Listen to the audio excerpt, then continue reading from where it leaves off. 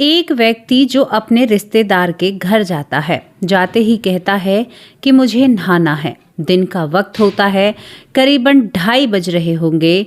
घर वाले कहते हैं कि कोई बात नहीं, आप ऊपर के कमरे में नहा लीजिए, इतने ही हम आपके खाने का इंतजाम करते हैं।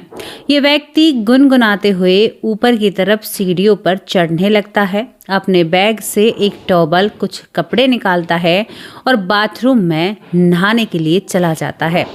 जैसे ही ये गुनगुनाता हुआ बाथरूम में नहाता है, ऐसे ही इसके बाथरूम के दरवाजे को कोई खटखटाता है। आहट भी ऐसी कि मानो कोई जानबूझकर इस दरवाजे को लगाना नहीं चाहता हो या लगाने देना नहीं चाहता हो। ये बार बार उस घर के बच्चे से कहता है, देखो तुम मेरे साथ ऐसा मजाक मत करो, मुझे ये मजाक बिल्कुल भी पसंद नहीं है। तुम जाते हो या तुम्हारे पिता से तुम्हारी शिकायत लगाऊं। लेकिन दोस्तों, ये दरवाज़ा धीरे धीरे तेज खटकने लगता है। सोचिए, मन में आप नहा रहे हैं और आपके बाथरूम के दरवाजे को कोई बार बार लॉक कर रहा हो, बार बार हाथ से थपथपा रहा हो और धीरे धीरे वो साउंड, वो आवाज़, वो हाथ की थपथपाहट तेज बढ़ती जा रही हो तो आप पर क्या बीतेगी।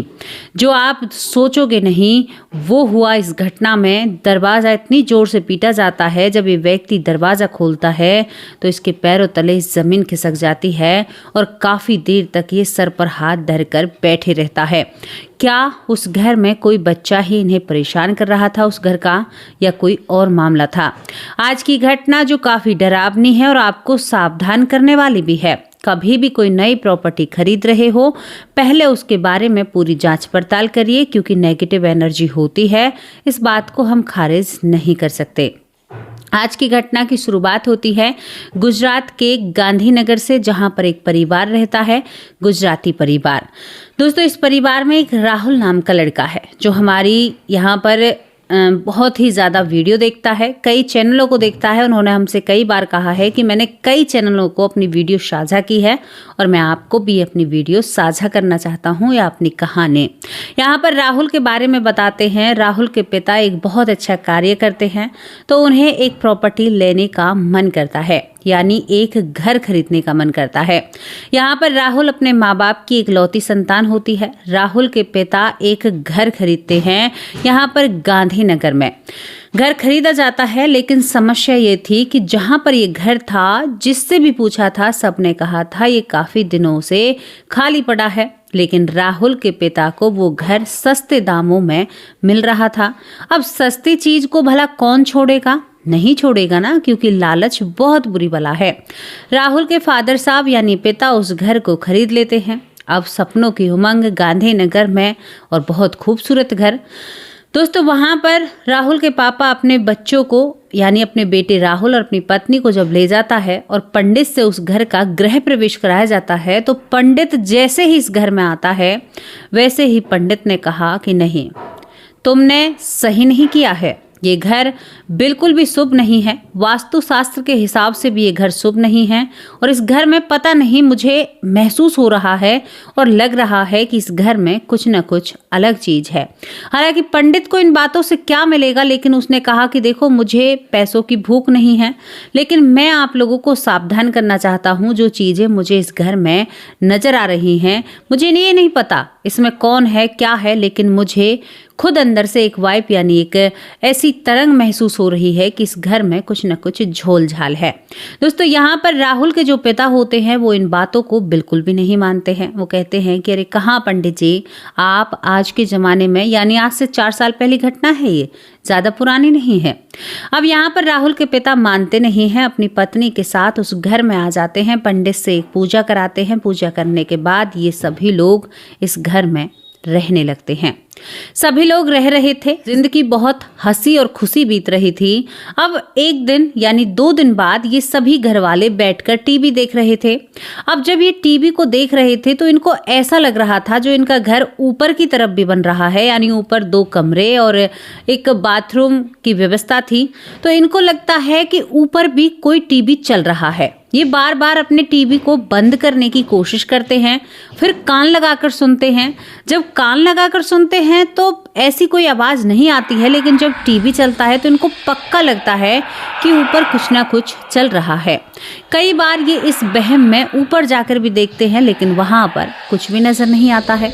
एक दिमाग में तस्वीर बनाइए। उसके बाद यहाँ पर दोस्तों, अब ये रात के वक्त जब सोते हैं तो इनको मानो जैसे जो छत होती है ना, यानी इनके कमरे की जो छत होती है उस पर कोई भाग रहा हो। अब छत पर कोई जब चलता है ना तो वो आहट सुनाई देती है और बहुत अच्छे से सुनाई देती है। इनको लगता है कि कोई ऊपर चल रहा है। इस बात को भी ये इग्नोर करते हैं कि शायद पड़ोस से कुछ आवाज आ रही हैं, लेकिन जैसे ही एक हफ्ता इस घर में बीतता है वैसे ही गतिविधियां तेज होने लगती है। मानो रात के वक्त ऊपर कोई महिला रो रही हो। अब वो रोती ऐसे, और कभी कभी राहुल के पापा को एकदम ऐसे लगता है कि कोई बहुत तेजी से, जैसे कोई एक लड़की चीखती है ना बहुत तेजी से, और फिर वो अजीब सी आवाज निकालती है। और अजीब सी आवाज निकालने के बाद मानो वहां एक सन्नाटा सा छा जाता है। राहुल के पापा ने करीबन 8 दिन तक ये सब कुछ सहा और देखा, जो यकीन नहीं करते हैं इन चीजों पर। अब राहुल के पापा बिल्कुल तंग आ चुके थे, क्योंकि ये सारी आवाजें राहुल की माँ भी सुन रही थी और राहुल से ये कह दिया गया था कि तुम्हारे दिमाग का भ्रम है, लेकिन राहुल भी इन आवाजों से अछूता नहीं रहा था। अब यहाँ पर राहुल के पिता को एकदम गुस्सा आता है और रात को करीबन 2:30 बजे राहुल का पिता छत पर चढ़ता है। दिन के वक्त वो छत पर जाया भी करते थे, लेकिन राहुल हमेशा अपनी माँ से कहता था कि माँ मुझे ऊपर डर लगता है, अजीब सा खालीपन और घर खाने को दौड़ता है। अब इसके पिता रात को 2:30 बजे एक कमरे के दरवाजे पर, यानी 2 कमरे थे, जहां से रोने की आवाज आ रही थी, किसी लड़की की चीखने की आवाज। राहुल के पिता कहते हैं, कौन हो तुम, हमें क्यों परेशान कर रही हो? अगर तुम कोई हो तो मेरे सामने आओ, अगर तुम में हिम्मत है, क्यों हमें परेशान कर रही हो? ये शब्द जब कहते हैं तो थोड़ी सी सुबकने की आवाज और फिर आवाज शांत हो जाती है। पीछे राहुल की माँ खड़ी होती है, कहती है, जी इधर आ जाओ, मुझे डर लग रहा है, छोड़ो ना इस घर को ही छोड़ते हैं। तभी राहुल का पिता कहता है, पैसे दिए हैं। पैसे कोई पेड़ पर थोड़े ही उगते हैं, बड़ी मेहनत से मैंने इस घर को खरीदा है, अगर तुम जो भी हो तो इस घर से निकल जाओ, मुझे तुम बिल्कुल भी बर्दाश्त नहीं हो। वो इस तरह की गाली गलौज वहां पर खड़ा होकर करता है, और खड़ा होने के बाद करने के बाद उनकी पत्नी उन्हें नीचे ले जाती है। दोस्तों, उसके बाद राहुल के पापा की इस बात के बाद वहां पर करीबन 1 हफ्ते तक इनको कुछ भी सुनाई नहीं देता है।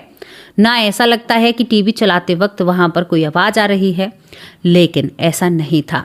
जैसे ही 1 हफ्ता बीतता है वैसे ही ऊपर के बाथरूम का जो दरवाजा है वो एकदम से बहुत तेज तेज बंद और खुलने लगता है, यानी खुला बंद हुआ। उसका गेट मानो कोई जबरदस्ती उसे खींच कर लगा रहा हो, बंद कर रहा हो, और ये क्रिया नीचे साफ साफ सुनाई दे रही थी। राहुल की माँ कहती है कि राहुल, तुमने ऊपर कुछ किया है, तुम क्यों शैतानी कर रहे हो? जबकि राहुल बहुत समझदार था, तो राहुल पीछे से आकर कहता है कि माँ, मैं तो नीचे ही हूँ। दिन दहाड़े की बात थी। राहुल के पापा यहाँ पर नहीं थे, वो किसी काम से बाहर गए हुए थे और ये काम घर में चल रहा था। वो दरवाजा चलने से बंद हो जाता है, यानी लगने और खुलने से बंद हो जाता है। तभी यहाँ पर राहुल टीवी चलाकर बैठ जाता है, डर के कारण उसकी हवा टाइट हुई पड़ी थी। दोस्तों, जब वो टीवी चलाता है तो टीवी चलाने के बाद वो कहता है कि मेरी माँ यानी बिस्तर पर बैठी हुई थी बेड पर, और मेरी माँ हुकार भरने लगती है। बहुत अजीब तरह की हुकार भरती है, और जो मेरी माँ गुजराती थी वो मराठी बोलने लगती है, और मराठी भी बहुत साफ बोलती है। राहुल कहता है कि मुझे इतना डर लगता है, मैं माँ को झंझोरता हूँ और माँ एकदम होश में आती है। कहती है कि क्या हुआ? वो कहता है कि माँ, आपको नहीं पता, आपने मराठी कब सीखी? वो कहती है कि कौन सी मराठी? मुझे तो मराठी का ए भी नहीं आता, मैं तो जानती भी नहीं हूँ, 4 साल पहली बातें हैं। दोस्तों, राहुल बहुत डर जाता है। राहुल अपने पिता को फोन करता है, बाबा घर में ये सब कुछ चल रहा है, माँ मराठी बोलती है और मुझे बहुत डर लग रहा है। राहुल के पिता आते हैं, वो कहते हैं कि क्या पहाड़ टूट गया, मैं कुछ काम भी करने बाहर ना जाऊं, क्यों परेशान किया? तो सारी बातें राहुल अपने पिता को बताता है। बाबा ऐसा हुआ था। माँ कहती है कि मुझे नहीं पता। नहीं, मैंने तो ऐसा नहीं किया, क्यों झूठ बोल रहा है, अपने बाबा को क्यों परेशान कर रहा है? लेकिन वो अपने पिता को अकेले में ले जाकर राहुल कहता है कि बाबा, मैंने अपनी आंखों से देखा है, माँ ने जो कुछ किया है। आप माँ का ख्याल रखिए और मेरा भी ख्याल रखिए। दोस्तों अब और वक्त बीतते हैं जब राहुल के पापा आते हैं, जब ऐसा कुछ भी नहीं, लेकिन अब फिर राहुल के पापा को किसी काम के सिलसिले से 2 दिन के लिए बाहर जाना था। राहुल बहुत डरता है, माँ दोबारा से ऐसा करने लग गई तो मैं क्या करूंगा बाबा। वो कहते हैं कि तुम्हारी माँ कुछ नहीं करेगी। दोस्तों जैसे ही राहुल के पापा घर से निकलते हैं वैसे ही राहुल की माँ मानो 2 शरीरों के साथ यानी 2 आत्माओं के साथ खेल रही हो। कभी वो मराठी बोले तो कभी वो गुजराती बोले। तभी राहुल ने अपने पिता को फ़ोन किया, बाबा आप कहीं नहीं जाओगे, माँ के हालात बहुत ख़राब हैं, माँ बहुत परेशान कर रही है। दोस्तों यहाँ पर अब थोड़े से इधर उधर से पड़ोसी भी आते हैं। यहाँ पर तभी राहुल के पिता सब काम को छोड़ छाड़ कर अपनी पत्नी के पास आते हैं, उन्हें एक मंदिर में ले जाते हैं। दोस्तों राहुल की माँ मंदिर में प्रवेश करने से मना कर देती है। हनुमान बाबा का मंदिर था, उसने कह दिया कि मुझे कोई विश्वास नहीं है, मैं अंदर नहीं जाना चाहती, मेरी मर्जी, तो मेरे साथ जबरदस्ती थोड़े ही कर सकते हो। राहुल उसी वक्त घबरा जाता है कि ऐसा क्यों हो रहा है। राहुल इसके बाद अपने माँ और पिता को लेकर गाड़ी में बैठता है। जो ही वो गाड़ी में बैठते हैं और थोड़ी दूर गाड़ी चलती है तो आप सुनोगे क्या हुआ। राहुल अपनी गाड़ी में हनुमान चालीसा चढ़ाता है। जैसे ही हनुमान चालीसा चलती है वैसे ही पीछे बैठी हुई माँ घुर्राने लगती है और मोटी मोटी आंखें बालों को खोल लेती है और कहती है कि बंद करोगे या नहीं बंद करोगे, तुम्हें समझ नहीं आ रहा, इसे अभी बंद करो। इस तरह की भाषा में वो कई बार चीखती है और मानो उसके अंदर से 2 या 3 आवाजें बाहर निकल रही हों। एक तो राहुल की माँ और एक शायद कोई और उसके अंदर से बोल रही थी, शायद वो भी महिला ही थी। जैसे ही राहुल सुनता है तो उसे बंद कर देता है। लेकिन दोस्तों जैसे ही ये लोग घर पहुंचते हैं राहुल की माँ एकदम नॉर्मल हो जाती है, मानो ठीक है। घर पहुंचते हैं तो इनको एक और सरप्राइज मिलता है। वहां पर इनका एक रिश्तेदार आया हुआ था और वो कहता है राहुल और राहुल के पिता से, अरे वाह भाई नया घर खरीद लिया। और रिश्तेदार कहता है कि वाह भाई नया घर खरीद लिया और हमें नहीं बुलाया, अब तो मैं रहकर जाऊंगा। ये गांव का था, इनके साथ का था। दोस्तों अब उस रिश्तेदार से कैसे कहें कि हमारे घर में ये सब कुछ चल रहा है। इन सब को देखते देखते रात हो गई थी। राहुल के पापा ने कहा कि आज तो जागना पड़ेगा, इसे कहाँ सुलाएंगे, ऊपर सुलाएंगे। अब दोनों बाप बेटे देखकर हैरान हो जाते हैं कि ऊपर कैसे सुलाएंगे, ऊपर तो बहुत खतरा है, लेकिन अब खतरा तो मोल लेना ही पड़ेगा। दोस्तों यहाँ पर राहुल हर ने उस रिश्तेदार को ऊपर सुलाने की कोशिश की। माँ ने खाना बनाया, ऊपर वो रिश्तेदार, उसके साथ राहुल के पापा, राहुल की माँ और राहुल खुद नीचे सोते हैं। रात होती है, रात गहराती है। राहुल के पिता पूरी रात नहीं सोए क्योंकि जो पत्नी का रूप देखा था आज से पहले कभी नहीं देखा और ना ही ऐसा कुछ सच में ही नहीं देखा अपनी पत्नी के साथ। लेकिन ये रात अच्छी भली निकल जाती है, कोई भी दिक्कत कोई भी परेशानी नहीं होती है। दूसरा दिन होता है, रिश्तेदार अपनी मस्ती में बिल्कुल भाभी जी आज तो मैं ये खाऊंगा, आज तो मैं वो खाऊंगा। राहुल की माँ सच में ही कई तरह का भोजन बना रही थी।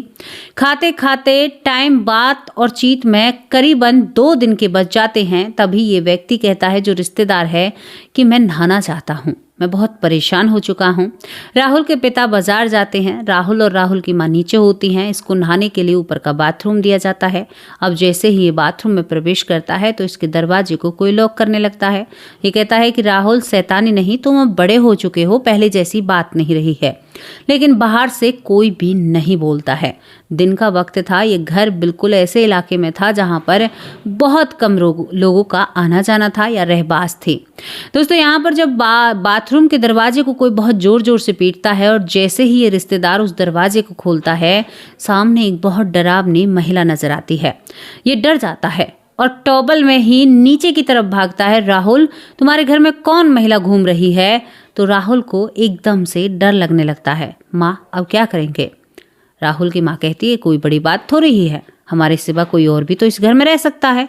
वो इस तरह की जब बातें करती है तो राहुल कहता है कि अंकल जी ऐसी कोई बात नहीं है, बाबा आएंगे आप उनसे ही बात करना।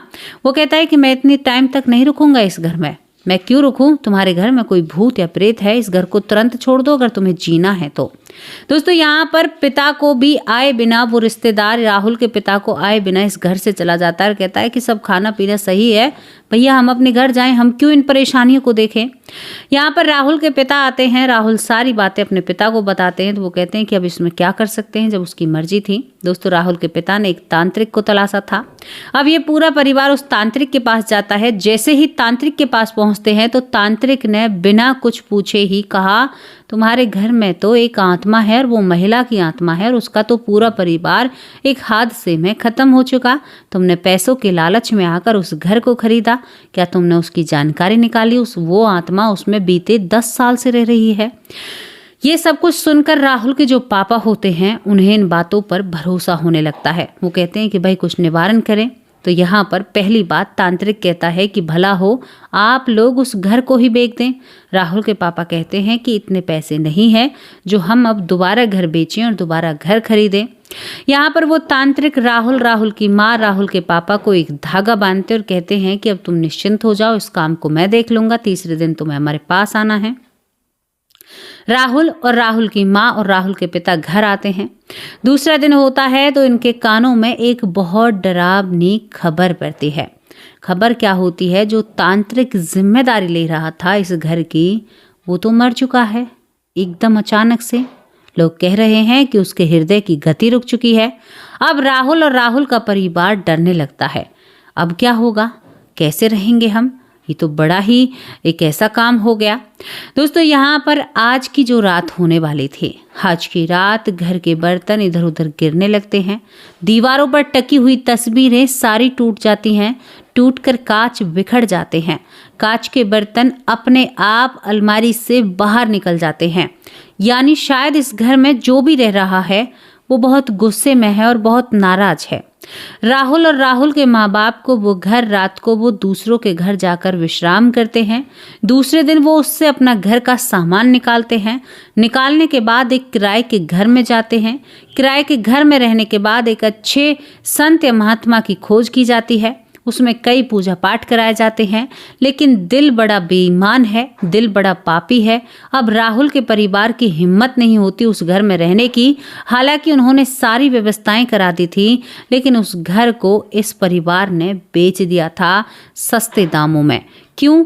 क्योंकि अब जो उन्होंने अपनी आंखों से देखा है ना, घर की तस्वीरें टूटना, घर में टीवी अपने आप चलना, घर की दीवारों पर बहुत सारी चीज़ें होना, घर में चीख पुकार सुनना, उन्होंने कहा कि अब हम ये चीज़ें बर्दाश्त नहीं कर सकते, इसमें कोई अनजान ही रह सकता है। और दोस्तों इन लोगों ने वो घर बेचकर करीबन 2 साल तक ये किराए पर रहते हैं। उसके बाद ये अपना एक घर खरीदते हैं और ये कहते हैं, राहुल कहते हैं कि आज तक भी वो बातें दिमाग से मिटती नहीं है, जाती नहीं है, क्योंकि उस घर को देखकर वही बातें याद आती हैं, वही चीख पुकार, वही बर्तनों का गिरना, कांच के बर्तनों का टूटना अब बर्दाश्त नहीं था। लेकिन आज भी हम सही हैं, सक्षम हैं। उस घर से निकलते ही हमें किसी ने परेशान नहीं किया। जब उस घर के बारे में हमने छानबीन की, जांच पड़ताल की, तो पता चला इस घर में एक महिला रहा करती थी, जो करीबन 10 लोग थे पूरे परिवार के, जिनमें से वो महिला ही अकेली रह जाती है। 10 के यानी 9 लोग एक साथ में ही एक गाड़ी के हादसे में इस दुनिया से चले जाते हैं। शायद कहीं जा रहे थे, ये महिला घर पर होती है। जब इसको पता चलता है कि 9 लोग घर के जा चुके हैं, तो उसके बाद ज़्यादा दिन ये दुनिया में नहीं रह पाती है। दोस्तों ये महिला खुद ही अपने आप को उस घर में इस दुनिया से दूर भेजती है और इस दुनिया से चली जाती है। कहने वालों का कहना है कि वहाँ पर 10 साल से यही रह रही है, तभी ये किसी को नहीं रहने देती, क्योंकि इसके पास इसके बाद इसकी शांति या इसके आत्मा की शांति के लिए शायद किसी ने कुछ किया नहीं है। लेकिन राहुल कहते हैं कि हमने बहुत सारी कोशिशें की हैं, जिस तरह से संतों ने बताया उसी तरह से हमने काम करने की कोशिश की है। लेकिन राहुल कहते हैं कि मैं क्यों इस घटना को सभी को बताना चाहता हूँ, क्यों कई प्लेटफॉर्म यानी कई चैनलों पर मैंने इस घटना को बताया है, ताकि जो आप लोगों से लोग जुड़े हुए हैं, यानी कहने का तात्पर्य जो मेरा प्यारा फेवरेट परिवार है, उन्होंने कहा है कि मैं भी आपके परिवार की गिनती में आता हूं। और मैं चाहता हूं, क्योंकि प्रॉपर्टी ऐसी चीज़ है कि लोग खरीदते हैं, बेचते हैं, लेकिन जहां भी खरीदें बड़ी सावधानी से खरीदें और जांच पड़ताल करें कि इसमें कोई ऐसी बात तो नहीं है, कोई ऐसी दिक्कत तो नहीं है, तभी उस खरीदारी को करें। वरना व्यर्थ में जाता है वो पैसा जो ऐसी चीज़ों में लगता है। मेरा तो यही कहना है। अब आप लोगों से पूछना चाहती हूँ, क्या राहुल ने सही मैसेज दिया? मेरे हिसाब से तो बहुत सही है। अब कहीं पर भी कोई भी सामान खरीदें, पहले उसकी जांच पड़ताल करें, उसके बाद उस जगह को, सामान को, घर को, गाड़ी को, बंगला को तभी लेना चाहिए। दोस्तों, ये घटना कैसी लगी आपको? ये एकांतमा जिसके बारे में कुछ पता तो नहीं चल पाया, लेकिन लोगों ने समय रहते उस घर को छोड़ दिया। शायद आज वे स्वस्थ हैं, मस्त हैं। जैसी भी आपको स्टोरी लगी हो, अपनी राय कमेंट बॉक्स में लिखकर जरूर भेजना। अब शाम को हाजिर होंगे एक सच्ची और अच्छी स्टोरी के साथ। तब तक के लिए नमस्कार, जय हिंद, जय भारत।